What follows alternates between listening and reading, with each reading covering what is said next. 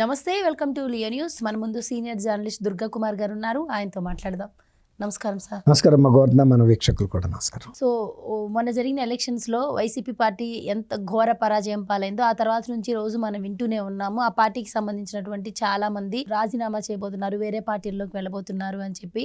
So ముఖ్యంగా చెప్పుకుంటే ఇప్పటికే కార్పొరేటర్లు చాలా మంది కూడా కుప్పం మొత్తం ఖాళీ అయిపోయిందని చెప్పి నిన్ననే మనం మాట్లాడుకున్న పరిస్థితి. నాకు రాజ్యసభలో బలం ఉంది, శాసనమండలిలో బలం ఉంది, రాజ్యసభలో బలం ఉంది కాబట్టి నా బలం ఏంటో అక్కడ చూపిస్తాను, శాసనమండలిలో బలం ఉంది కాబట్టి ఇక్కడ బిల్లులను అడ్డుకుంటానని చెప్పి జగన్మోహన్ రెడ్డి గారు పదే పదే చెప్తూ వస్తున్నారు.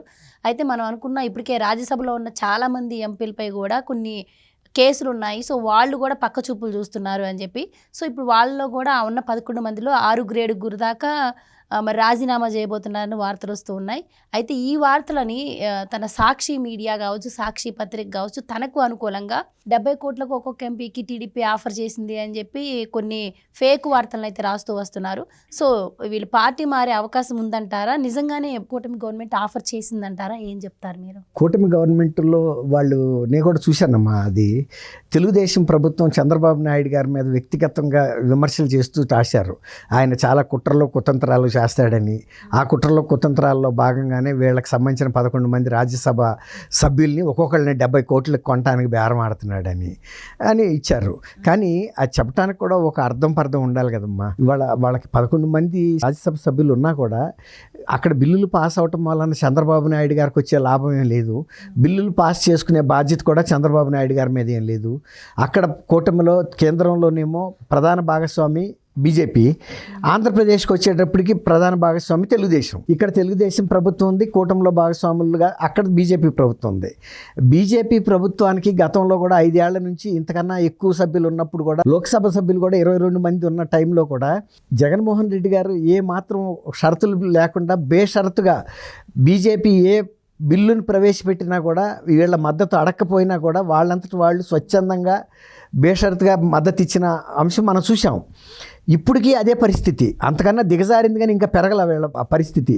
కాబట్టి 70 కోట్లు పెట్టి మళ్ళీ ఇంకోటి వాళ్ళు రాసింది ఏంటంటే, వాళ్ళనంట రాజీనామా చేయించి కొని మళ్ళీ వాళ్ళకే శాసనసభలో ఆంధ్రప్రదేశ్లో తెలుగుదేశానికి పూర్తి మెజార్టీ ఉంది. ఇవాళ వైఎస్ఆర్సీపీ వాళ్ళు ఒక్క రాజ్యసభ మెంబర్ని కూడా ఎలక్ట్ చేసి పంపలేరు. 11 మందితో ఒక రాజ్యసభ మెంబర్ ఎలక్ట్ కాలేడు, కనీసం 23 మంది సభ్యులు ఉండాలి. కాబట్టి వాళ్ళని కొంటమెందుకు 70 కోట్లు పెట్టి వాళ్ళతో రాజీనామా చేయించి వీళ్ళకి తెలుగుదేశంలో లీడర్స్ లేకనా శాసనసభ నుంచి రాజ్యసభకు పంపటానికి.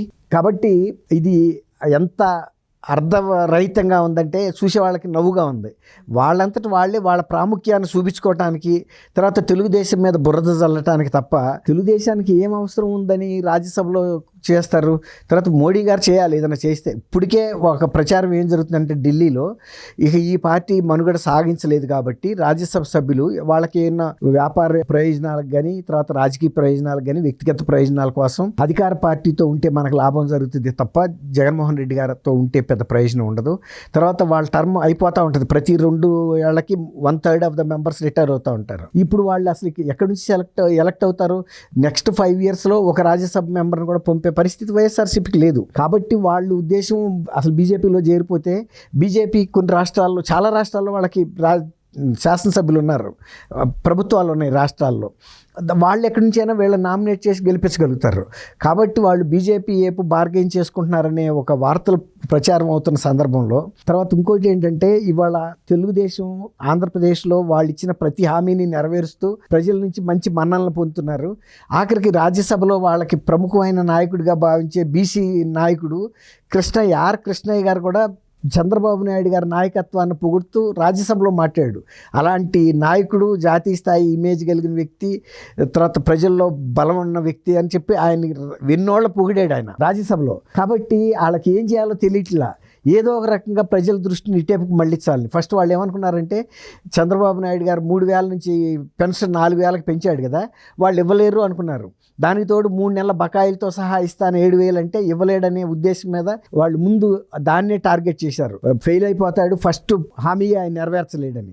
ఖచ్చితంగా లాస్ట్ మంత్ 1వ తారీఖున వాళ్ళు ఆ ప్రోగ్రాం పెట్టుకున్నారు, అన్ని బకాయిలు తీర్చేశారు. వాళ్ళు అధికారంలోకి రాగానే 7,000 రూపాయల చొప్పున ప్రతి వాళ్ళకి ఇచ్చేశారు.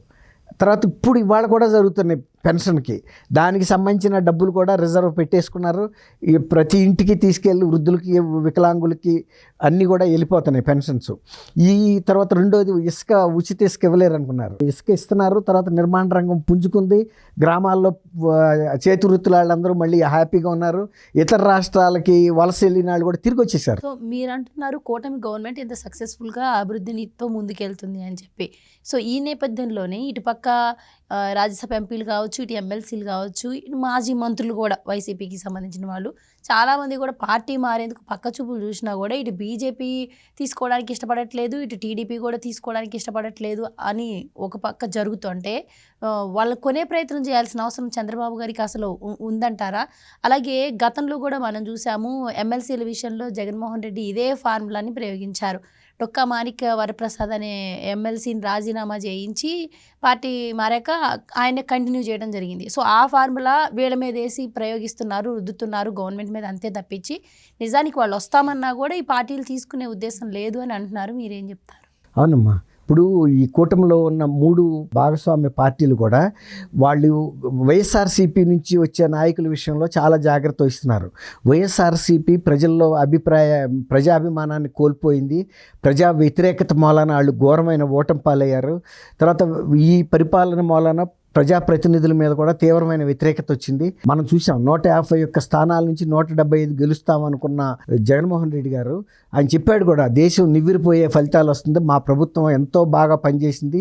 ఆ ఎన్నికల వ్యూహకర్తగా పనిచేసిన ప్రశాంత్ కిషోర్ గారు కూడా వాళ్ళ సంస్థ మొన్న పనిచేసినప్పుడు వాళ్ళ సంస్థని కృతజ్ఞతలు తెలపడానికి, అంటే ఫలితాల కన్నా ముందే వెళ్ళి జగన్మోహన్ రెడ్డి గారు స్వయంగా 175కి 175 వస్తాయని కూడా అయిపోయాక నాకు సర్వే రిపోర్ట్ ఇచ్చింది, మీ అందరికీ కృతజ్ఞతలు, నా తరపున వ్యూహాన్ని అమలు చేసినందుకని వాళ్ళకి వీడ్కోలు సభ ఏర్పాటు చేసిన సందర్భంలో కూడా చెప్పాడు. ఇట్లాంటి పరిస్థితుల్లో ఆయన ఎంత ప్రజా వ్యతిరేకత మూట కట్టుకున్నాడు అనేది 11 మంది సభ్యులు వచ్చినప్పుడు తెలిసింది. కాబట్టి వాళ్ళని చేర్చుకోవాలని వాళ్ళు చాలామంది ప్రయత్నాలు చేసినా బీజేపీ కూడా సున్నితంగా తిరస్కరించింది.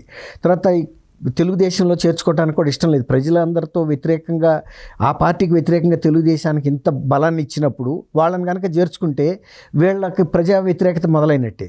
కాబట్టి వీళ్ళు కూడా సున్నితంగా ఒక అవగాహనకి ఏమొచ్చారంటే వైఎస్ఆర్సీపీ నుంచి ఎవరు వచ్చినా మనం చేర్చుకోవద్దు, మరీ ముఖ్యంగా అకృత్యాలు చేసిన వాళ్ళు, ఓవర్ యాక్షన్ చేసిన వాళ్ళని చేర్చుకోవద్దని.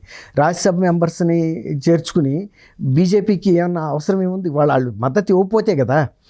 ఎటువంటి బిల్లు పెట్టినా ఖచ్చితంగా జగన్మోహన్ రెడ్డి గారు వ్యక్తిగతంగా ఆయన మీద ఉన్న కేసుల దృష్ట్యా బీజేపీకి ఆయన మద్దతు ఇచ్చి తీరాలి. అధికారంలో ఉన్న ప్రభుత్వం అది. ఈ లేకపోతే ఆయన మనుగడ జరగదు. ఇవాళ 12 ఏళ్ల నుంచి ఆయన ఈ కేసులన్నిటి నుంచి తప్పుకుని తిరుగుతున్నాడంటే 10 ఏళ్ల నుంచి బీజేపీ ప్రభుత్వం అక్కడ అధికారంలో ఉంది. వాళ్ళ ఆశీస్సులు లేకపోతే ఈయన కేసులు ఎప్పుడో విచారణకు వచ్చాయి, ఈ పార్టీకి శిక్ష పట్టడం, ఆయన జైలుకి వెళ్ళటం కూడా అయ్యేది. బెయిల్ కూడా ఆయన రద్దు కాకుండా మేనేజ్ చేసుకోగలిగాడంటే కేవలం బీజేపీ ప్రభుత్వంతో ఆయనకుండా ఒక అవగాహన వల్లే. అందువల్ల బీజేపీ ప్రభుత్వం కూడా వీళ్ళ ఎంపీలను కొనేసి 70 కోట్లు పెట్టి అక్కడ ఈజీగా ఏమీ డబ్బు లేకుండానే పని జరుగుతున్నప్పుడు 70 కోట్లు పెట్టాల్సిన అవసరం ఏముంది? కాబట్టి ఇది వాళ్ళకి వాళ్ళు సెల్ఫ్ బూస్ట్ చేసుకోవటం, ఏది వాళ్ళ పార్టీ సభ్యుల్ని ఎవరో కొంటున్నట్టు భ్రాంతుల్లో ఉండారు, ఎవరో తీసుకోరు. రెండోది, ఇవాళ ఇక్కడ నుంచి కౌన్సిల్ నుంచి నాకు కౌన్సిల్లో బలం ఉంది, ల్యాండ్ టైటిలింగ్ యాక్ట్ నేను ఆమోదింప చేయకుండా అడ్డుపడతా అన్నాడు కదా. కానీ అది కూడా బిల్లు పాస్ అయిపోయింది కదా కౌన్సిల్లో కూడా. కాబట్టి ఆయన అనుకున్నట్టు ప్రజా వ్యతిరేకమైన చట్టాలను కనుక నేను ఎదుర్కొని ఆపుతానంటే అది ప్రజలు కూడా వీళ్ళని గమనిస్తున్నారు, తగిన బుద్ధి చెబుతారు. అది కూడా జరిగే మాట కాదు. కౌన్సిల్లో ఉన్న సభ్యులు కూడా ప్రజా వ్యతిరేకమైన చట్టాలని కనుక ఎదుర్కొని మేము ఆమోదించకుండా ఆపుతాం ఇక్కడ అంటే అసలు కౌన్సిలే రద్దు చేయమని ఇదే ప్రభుత్వం, జగన్మోహన్ రెడ్డి గారి ప్రభుత్వం కేంద్రానికి లేఖ రాసింది. అది అక్కడ పెండింగ్లో ఉంది. నిజంగా కనుక కౌన్సిల్ని కనుక రద్దు చేస్తా కనుక పార్లమెంట్ ఆమోదం చేసింది అనుకోండి, రాష్ట్రపతి ఆమోదం దొరికితే అసలు కౌన్సిలే రద్దు అయిపోద్ది. అలాంటప్పుడు ఎంతమంది మెంబర్స్ ఆఫ్ కౌన్సిల్, ఎమ్మెల్సీల ఉద్యోగాలు పోతాయి కదా, వాళ్ళ పదవులు పోతాయి. కాబట్టి వాళ్ళ పదవులకు పోయే పరిస్థితి వాళ్ళు తెచ్చుకోరు. జగన్మోహన్ రెడ్డి గారు ఒకవేళ వ్యతిరేకించమన్నా కూడా వాళ్ళు వ్యతిరేకించరు, ఖచ్చితంగా ఆమోదిస్తారు. లేకపోతే ఆ రోజు సభలకు వెళ్ళరాళ్ళు, ఓటు వేయకుండా ఉంటారు అంతే. అనేక రకాల మార్గాలు ఉండే తప్పించుకోవటానికి. వాళ్ళు అనుకున్నట్టు ఏం జరగదమ్మా.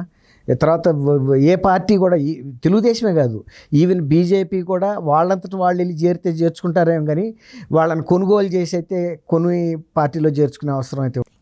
థ్యాంక్ యూ అమ్మ గోవర్ధన, మన వీక్షకులు కూడా నమస్కారం.